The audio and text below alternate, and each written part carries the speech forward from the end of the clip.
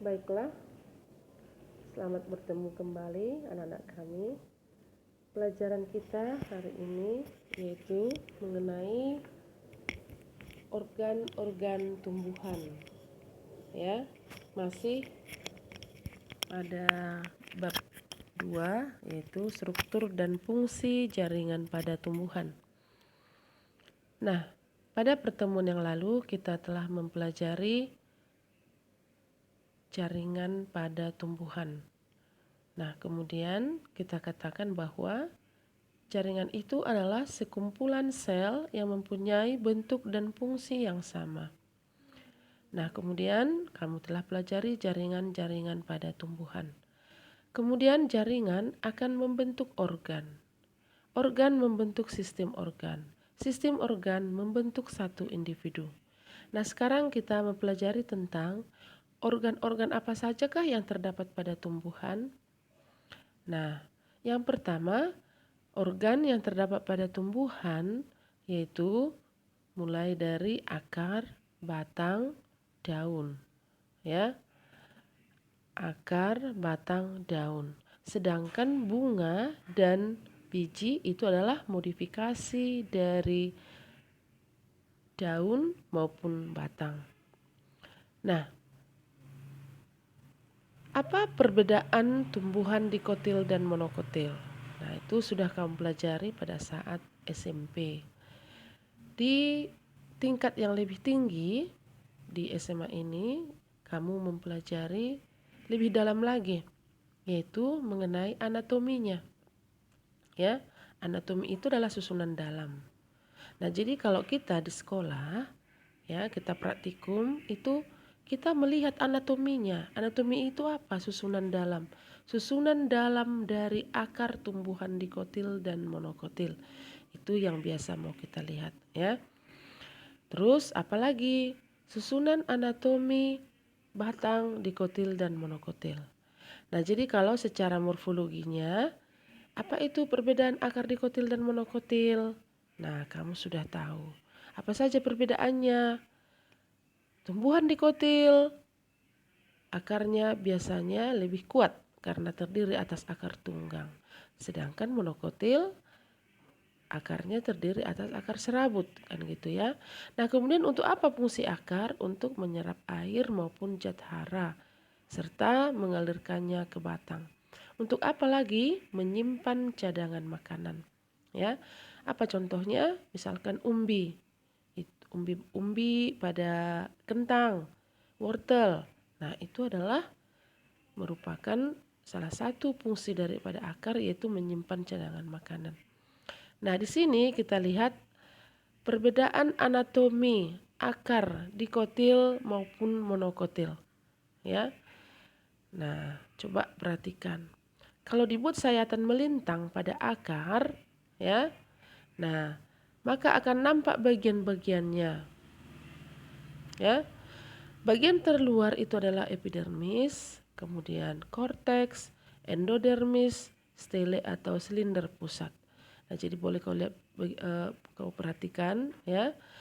Bagian terluar itu adalah epidermis, kemudian korteks, kemudian silinder pusat atau stele, kemudian ada endodermis, ya. Nah, terus lihat itu. Pada akar dikotil, ya, nampak dia itu adalah seperti bintang. Nah, jadi xilem dan floem, nah itu dia itu membentuk seperti bintang. Ya.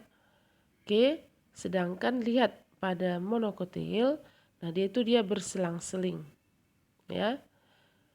Nah, kalau dibuat sayatan secara membujur, lihat, kalau secara membujur itu adalah dari atas ke bawah. Perhatikan bagian-bagiannya. Yang paling ujung disebut dengan meristem apikal. Kemudian prokambion. Prokambion itu nanti akan menjadi kambion. Protoderm itu nanti akan menjadi epidermis. Kemudian ada meristem dasar. Meristem dasar dia akan membentuk seluruh jaringan. Namanya meristem dasar, ya. Nah, jadi ingat meristem itu kemarin itu adalah yang aktif membelah-membelah dan nantinya akan berdiferensiasi menjadi jaringan dewasa. Nah, dalam hal ini meristem dasar itulah nanti yang akan terspesialisasi menjadi jaringan-jaringan dewasa. Kemudian epidermis, kalau epidermis itu adalah jaringan yang paling luar, ya. Kemudian perhatikan semakin dia ke atas itu adalah jaringan yang sudah semakin terspesialisasi. Jadi dia itu yang di bawah, meristem apikal tadi masih sedang proses pembelahan. Ya. Oke, itu bagian-bagiannya. Nah, kemudian kalau dibuat anatomi pada akar, coba perhatikan ya. Nah, yang paling pokok di situ kamu lihat ada di situ sel penerus air. Kemudian ada titik Kaspari. Nah, titik Kaspari itu terdapat pada endodermis. Jadi kalau dia satu disebut titik Kaspari, kalau dia banyak disebut pita Kaspari. Nah, jadi nanti pita Kaspari itu tidak bisa dilewati oleh air, maka air akan masuk ke akar melalui saluran air. Ya. Oke. Nah, jadi boleh kamu pelajari lagi nanti bagian-bagian dari akar, yaitu tadi secara anatominya. Ya. Kemudian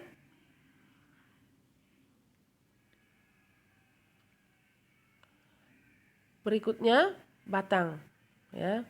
Nah, jadi di sini bisa kamu lihat anatomi dari batang.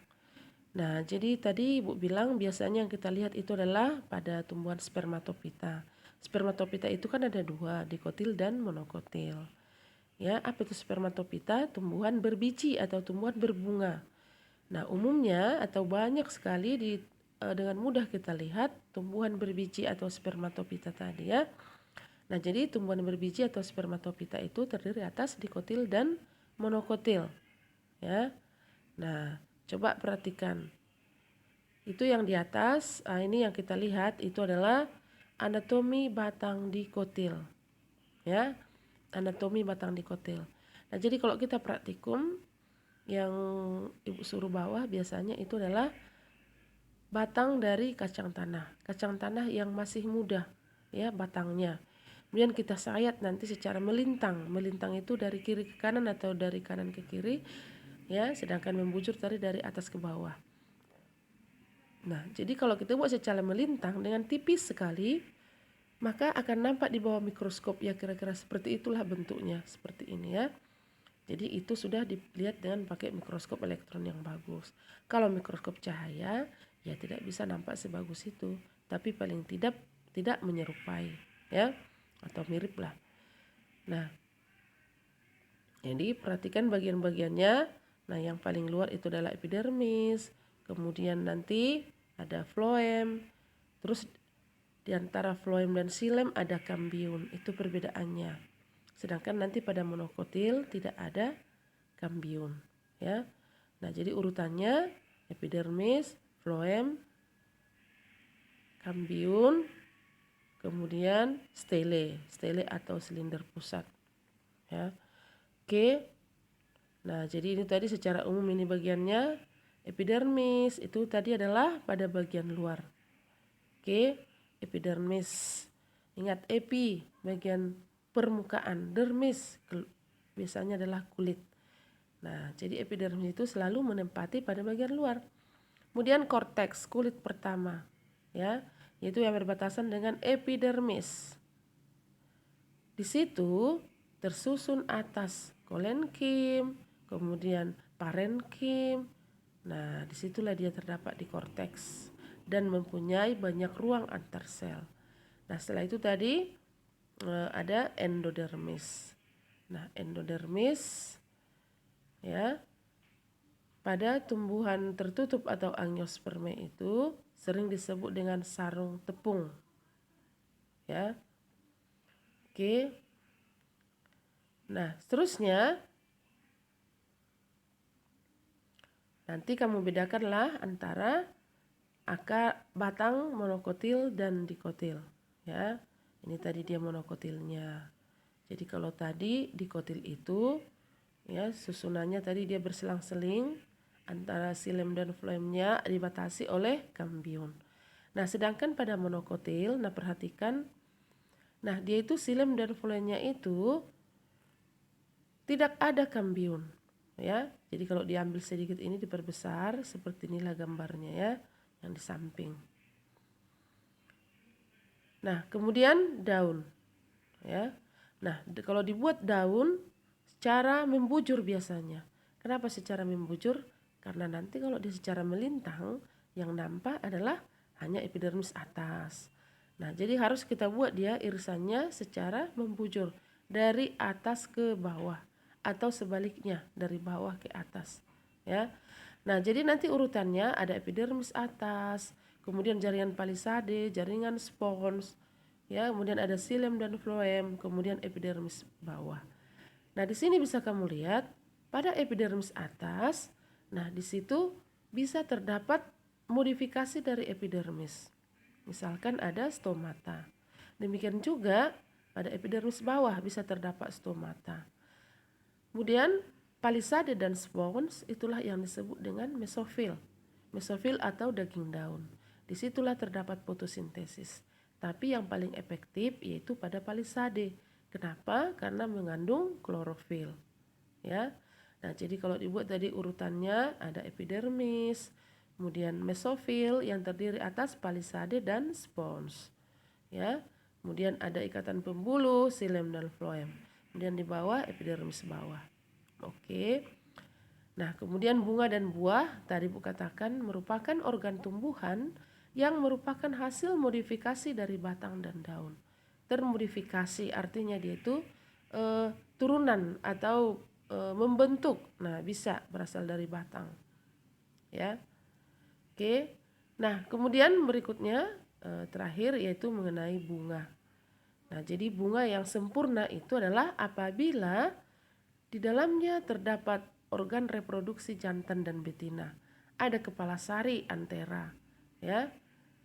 Nah, kemudian ada kepala putik stigma. Jadi ada alat kelamin jantan dan betina. Ya, yang jantan ini kepala sari, tangkai sari, sedangkan yang betina kepala putik, tangkai putik, itulah dia. Nah, jadi ini adalah bunga yang lengkap atau disebut bunga majemuk atau disebut juga berumah satu monoseus. Ya. Oke.